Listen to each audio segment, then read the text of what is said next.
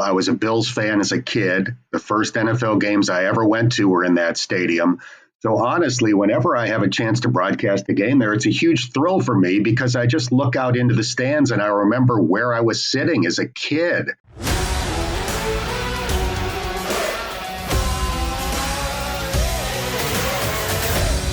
Hey, everybody. Welcome back to the Buffalo Plus YouTube channel. As always, we ask you to please make sure to like, comment, and subscribe. We are coming to you from the Connors and Ferris podcast studio. We have a special guest this week. Friend of the pod, been on with us before.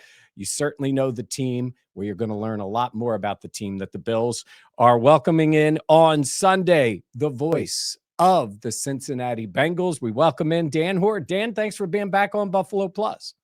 Mike, my pleasure. Looking forward to returning to Buffalo.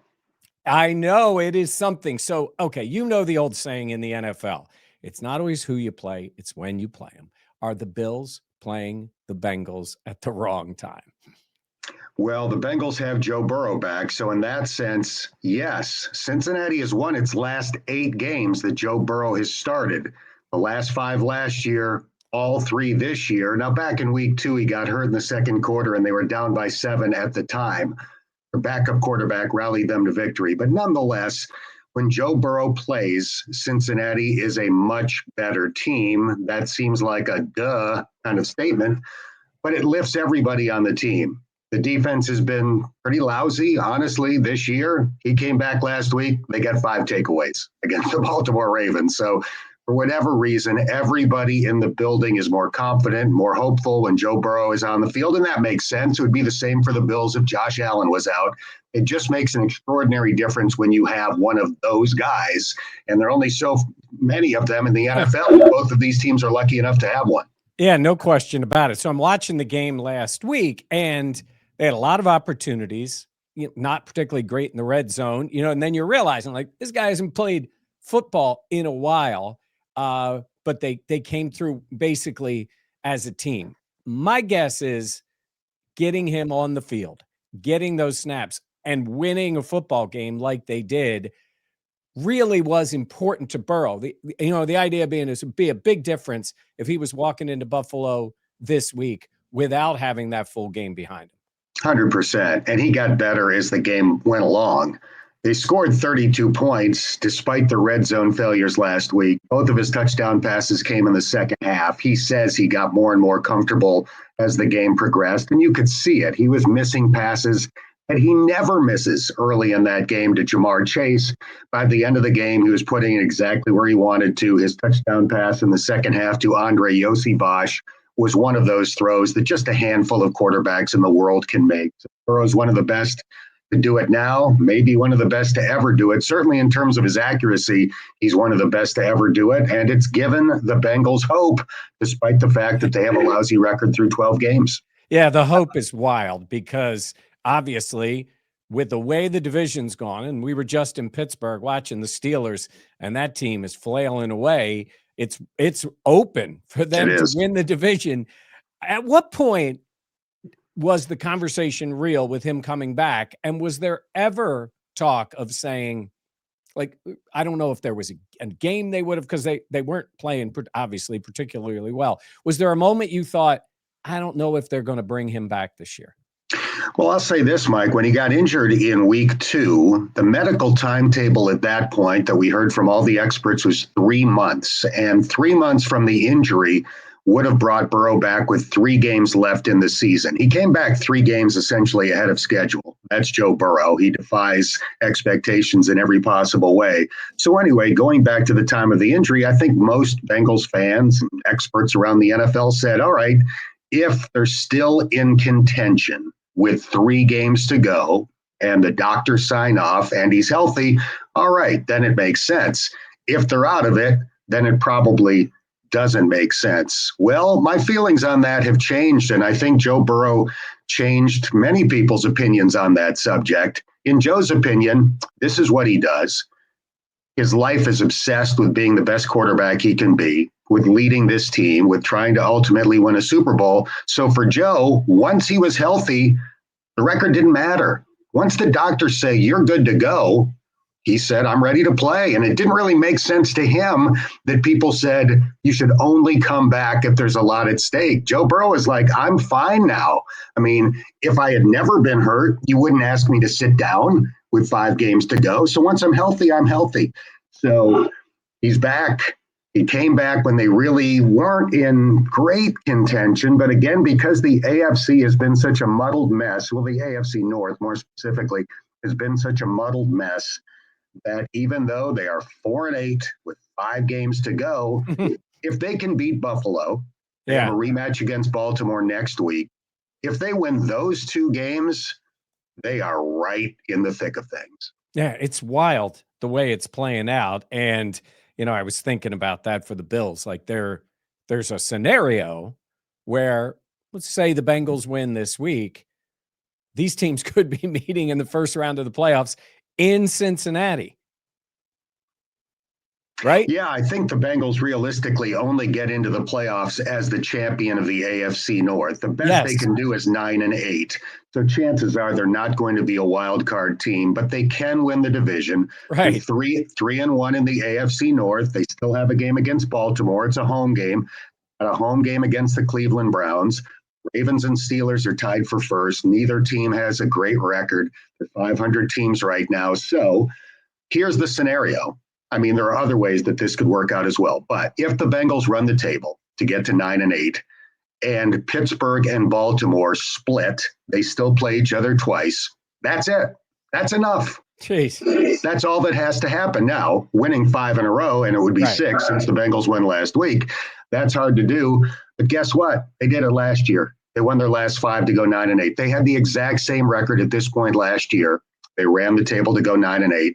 In 2021, when they went to the Super Bowl, they were a game over 500. They won their last 6. The next year, they were 4-4. They won 10 in a row. So this is what they've done in the Zach Taylor era. They seemingly start poorly every year. Now, Burrow injuries have had a lot to do with this, but then they get hot.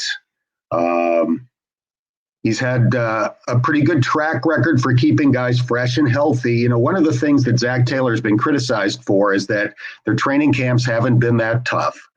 And maybe that's why they've started poorly, but maybe that's also why they finished strong. They're fresher than a lot of the teams they play. They're healthier typically than a lot of the teams they play late in the season. And he gets criticized for the slow starts. He never gets credit for the strong finishes, and maybe it's time that he does. Yeah, well, certainly this would be one for this year. Let me ask you about Jamar Chase. It's been kind of a wild year for him. And then you had the incident, that happened when he got suspended and still making plays. And now, what have you seen from him this year? Obviously, he's one of, if not the best wide receiver in the NFL. What have you seen from Chase? He is the best wide receiver in the NFL, and here's why. He's a combination of being the best wide receiver and the best running back. I honestly think if you moved him to running back, he would be one of the top 2 or 3 running backs in the NFL. He is so unbelievably strong that when you get him the ball, the play is just starting.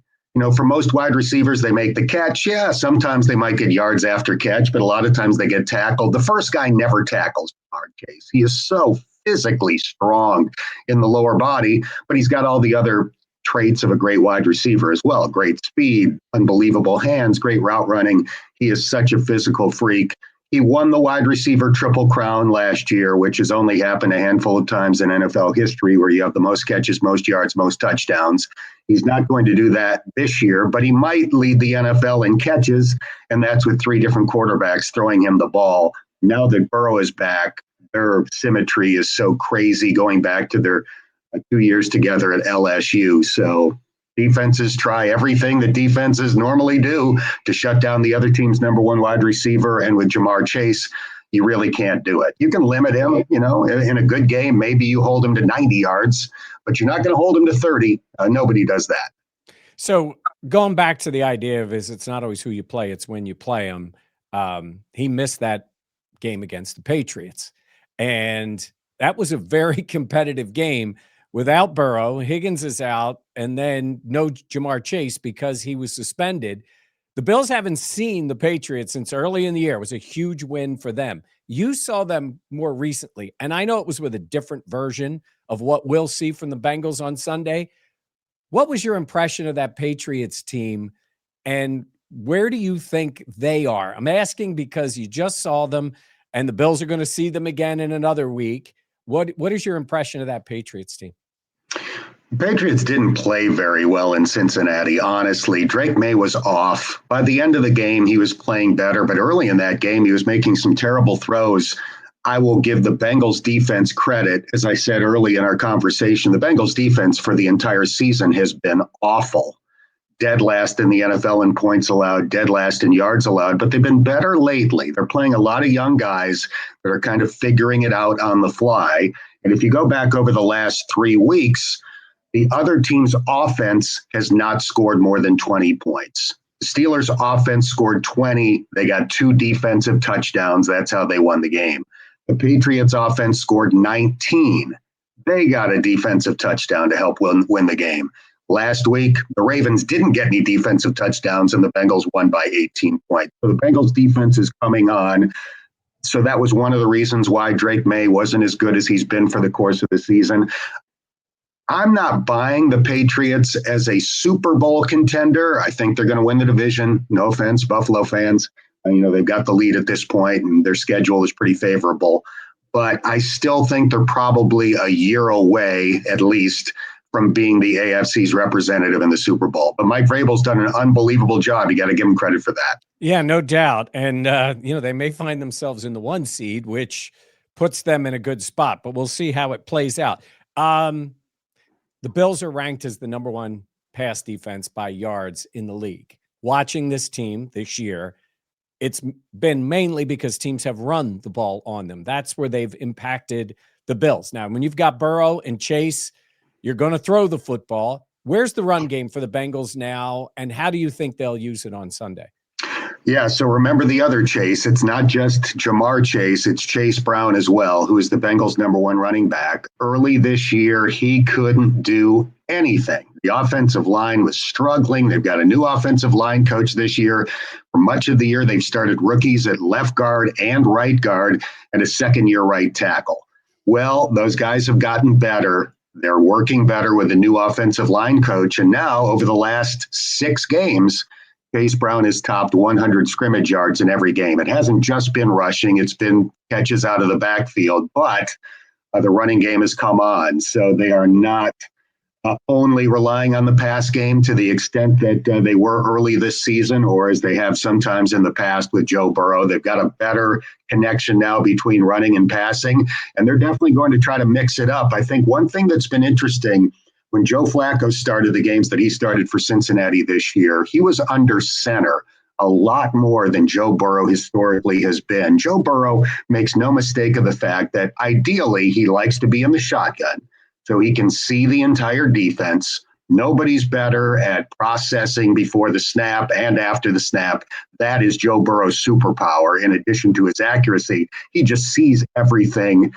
It's like 6-dimensional chess or something. He's unbelievable in that respect. So his preference is to be in the shotgun, see everything, and run the offense that way. But it does make it a little bit more difficult to run because play action isn't as effective out of the shotgun as it is when the quarterback is under center. So Joe Flacco is under center quite a bit. When Burrow came back last week against Baltimore, he was under center a lot more than he has typically been in the past. So I would anticipate that they'll do that quite a bit on Sunday against Buffalo. So you mentioned the defense, and obviously, in a way, it doesn't matter where they were. They have obviously improved. It's better. I don't think, no Trey Hendrickson this week, right? It looks like correct. We're not going to play. How bad did it get, though? I mean, because, you mentioned with Flacco, they were scoring. I mean, there was a lot of points. Even that Jets game was wild. And that's against the Jets. How bad did it get, and how did they keep this group together to now be feeling a little bit better and going forward? They scored 80 points in back-to-back games, got a total of 80 points, 38 in one, 42 in the next, and lost both. They lost to the Jets 39-38 when they had a 15-point lead in the fourth quarter. The next week, they lost to the Bears when they scored 42. It was 47-42, if I'm not mistaken. They took the lead with 50 seconds to go and wound up losing the game when they gave up a late touchdown pass. So the defense was really bad. How have they kept it together? There's so many young guys. I mean, they're just really excited to be out there, starting, playing, getting their chance. So these guys are getting better. They're starting 2 rookie linebackers. I think that is the most difficult position to play as a rookie on defense. If you're a cornerback, you're covering your guy. If you're a defensive lineman, you're plugging your gap on a running play and trying to get after the quarterback on a passing play. But if you're a linebacker, Barrett Garter, a 4th-round draft pick who's starting at linebacker, he's the guy wearing the green dot on his helmet. He's got to communicate all of this stuff as a rookie. It is really hard. Now, double that. They only start 2 linebackers in their defense. It's mostly a 4-2-5 type defense, and both of those linebackers are rookies. So at times it's been really rough, but they're getting better. They've got a bunch of young guys on the defensive line that are getting better. So they've drafted a bunch of guys in the 1st, 2nd, and 3rd rounds in the last 4 years. They've got to be cheap on defense because they're spending so much money on offense. So that's kind of the formula that the Kansas City Chiefs have followed to be so good year after year after year. It's what the Bengals are trying to do. They're taking their lumps defensively, but it is getting better. When you look at the effect Burrow has, how does he do it with his team? Like, we see him in the news conferences. We're not obviously around him. We see him with the games in terms of the way they follow him, this team, because you mentioned, yes, young players and they're playing better, but obviously him walking in that locker room ready to play that week impacted the entire team. How does Burrow do that? What's his personality around his teammates? I think he's very Brady-like in his personality, and I was never around Tom Brady, but we've obviously seen, heard, read, watched documentaries, whatever, about Tom Brady, and we understand his obsession for more than 20 years with being the absolute best quarterback he could possibly be. That is Joe Burrow. I think every waking minute of his life is focused on being the best quarterback in the NFL, if he can be. So everything from his diet to his sleep routine to all of it. I don't know that, he would know a single show that's on TV. I just think the guy is so laser focused on this obsession of his that it permeates throughout the building. When Joe Burrow is around, you stand up a little bit taller, you try to be a little bit more buttoned up because he is so good at what he does and cares so much about himself and the team that it affects everybody else. And nothing against Joe Flacco. The dude is 40. He's been playing in the NFL for 18 years. He's won a Super Bowl, but it's just different when Joe Burrow is around and able to play. When we talk here about obviously what has gone on with the Bills, with Josh Allen, from the outside and even on the inside, there's people that'll say, Bills are wasting his talent. They haven't gotten to a Super Bowl. With the Bengals, that's a little bit different in terms of been to a Super Bowl and had some big wins, one in Kansas City in a playoff game, those type of things. When you look at Burrow up to this point, maybe he's ready to make another run here. The injuries have held him back. In some way, the Chiefs, like everybody else, have held him back. Where do you think he is in his career? Because, to have a guy like that, especially with franchises like Buffalo and Cincinnati, in terms of, really leading the entire franchise, like you said, where do you think it's been? Obviously his injury is a big part of it. And where do you think his mindset is going forward? Well, let's start with the injuries. He's played 6 years in the NFL. He's had 3 healthy years. In those 3 healthy years, they've been to a Super Bowl, an AFC championship game, and then last year they were out of the playoffs with a winning record because their defense was atrocious. When Joe Burrow is healthy and can play 17 games or close to it, the Bengals are going to be one of the best teams in the NFL. The biggest thing is he's got to stay on the field. And, in one sense, just the statistics would tell you that he's injury prone, but there's a connotation with that implies that it's a fault of his. It's football. He had a guy crash into his knee as a rookie. He tore his ACL, missed 6 games. He fell to the ground a couple years later and braced himself for the fall by putting his right wrist on the ground. Unfortunately, ligaments tore. It happens. It's football. Earlier this year, he got tackled on a seemingly innocuous play, a type of tackle that happens 100 times in every game. Tore ligaments in his toe, his foot hyperextended, or his big toe in his left foot hyperextended, and he tore ligaments. It's not injury prone. It's football. It's unfortunate. It's bad luck. He's healed. Hopefully, his luck is better going forward, because if he can play 17 games or close to it in the seasons to come, I think the Bengals will get back to a Super Bowl. He's that good. And Buffalo has one of those guys. Kansas City has one of those guys. The Chiefs have surrounded Patrick Mahomes with better players than the Bills and Bengals have for most of their respective careers. But Kansas City is obviously reaching the end of the road for some of those guys. They've come back to earth this year. I think there's a window open for Josh, for Joe, for the other great young quarterbacks in the AFC. And we're going to see more teams getting into the Super Bowl than just Kansas City year after year after year. Yeah. And this year, you got to just get it. I mean, when you think about it at the moment, Lamar's not in, Mahomes is not in. The Bills are hanging on to their spot, and Cincinnati needs to make a run.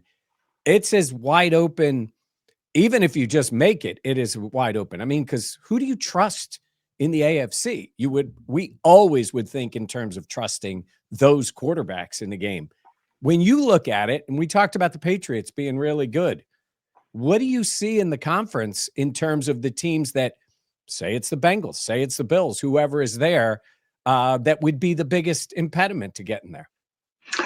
I think when you get to the playoffs, those are the teams that are going to advance. It's not going to be Danny Dimes in Indianapolis. It's not going to be a second-year quarterback in Drake May, as highly as I think of him going forward. It's going to be a Burrow, a Josh Allen, a Lamar Jackson, somebody like that when the chips are on the line and it's lousy weather, all those things that come into play in the postseason. One of those guys is going to take his team to the Super Bowl. And again, if the Bengals can somehow run the table and win the AFC North and get in, I don't think anybody wants to face Joe Burrow in a playoff game. He's 5-2 in the postseason. He's won in Buffalo. He's won in Kansas City. He won in Tennessee when he got sacked 9 times and they still won the freaking game. I mean, the guy is unbelievable when the pressure's on the line, but they've got to get in first. Yeah. You mentioned that one in Buffalo. You're coming to Buffalo for this one. It's the last time they'll play in that stadium. I guess there's a scenario where it could happen that Bills would have a playoff game there, but not against the Bengals. Not really. I mean, I don't see that scenario. What do you think when you come into that stadium? Obviously, the Bengals had a huge day there when they advanced in the playoffs. What have you thought about coming back to New York State, Syracuse guy, and what do you think when you come back to, now Highmark Stadium? Well, it's special for me, Mike, because I grew up in Jamestown, New York, right, a little bit south of Buffalo. I was a Bills fan as a kid. The first NFL games I ever went to were in that stadium. So honestly, whenever I have a chance to broadcast a game there, it's a huge thrill for me because I just look out into the stands and I remember where I was sitting as a kid. I remember when my dad took me to a Monday night game in 1973, the year that OJ ran for 2,003 yards. I was there the night against Kansas City when he topped 1,000 yards in Game 7. So we knew he was on the pace in a 14-game season to get to 2,000 yards. That was like one of the greatest nights of my childhood. I went to a Monday night game. I got out of school the next day. My dad took me to a Monday night game in Buffalo and, told the nurse that I was too sick to go to school the next day. So that was a huge thrill. Broadcast booth is the Van Miller Broadcast Center or something like that. It's named the great Bills announcer. He's the biggest reason why I do what I do. I was obsessed with Van Miller. The other kids in the neighborhood like the athletes. For whatever reason, Van Miller was my guy. I think he's the best football broadcaster on radio to ever do it. I think unintentionally, a lot of my calls probably sound like his because that's how it sounds in my head. So when a quarterback throws the ball, Van Miller would say, and it is, he would build up the moment to, it is caught by Andre Reed. maybe you got to throw in a pandemonium here, right? In your last game at Highmark Stadium, and then you'll get to see across the street. The new place is going to be pretty sweet. Yeah, I've seen the pictures and the videos. I've seen some of the like walking tours through the construction. So I'm excited for Western New Yorkers. A lot of my family still lives in that area. My mom is still with us. She claims that when the Bengals take on the Bills, that she's rooting for Cincinnati because it's my team. I know that's not the case. she's lying right to my face. My loving mother, deep down inside, will be rooting for the Bills this Sunday. That the Western New York Buffalo runs deep, doesn't it? No doubt. Last question I had for you is on the fan base and on Zach Taylor and where they are, because we hear it here in Buffalo, like get rid of Bean, get rid of McDermott, like when the team doesn't advance. A little different for Taylor because you mentioned we've had the quarterback out. Where is the fan base now, and where have they been with the coach up to this point? And now seeing what this team can do on this last run. Well, nobody likes 4-8, and the Bengals have missed the playoffs each of the last 2 years. So if this were any city in the world, a significant portion of the fan base would say fire everybody. That's just the way it is in this day and age. I broadcast the University of Cincinnati games as well. They started the season 7-1. As soon as they started losing a couple of games, fire the coach. That's just the quick, easy solution. So there are people that want Zach Taylor out. There are people that want Duke Tobin, who's essentially their general manager. He's got a different title, but he does all the responsibilities of a GM. They want him out. If they win a few games, they'll want him back. Zach Taylor took the Bengals to the Super Bowl in 2021. He was back in the AFC Championship game the following year. That's hard to do.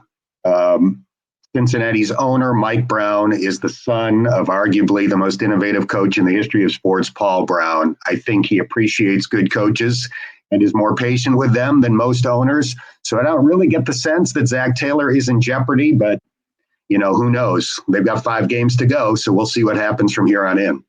Well, this has been awesome. It's been great catching up with you. We look forward to seeing you on Sunday. Tell me what you think coming into this one, because obviously I look at it as, I've looked at every one of these games as being a slugfest between the two. First of all, it's going to be fun to see Allen and Burrow back together again. How do you think the game plays out? You don't have to give me a score, but how do you think the game plays out?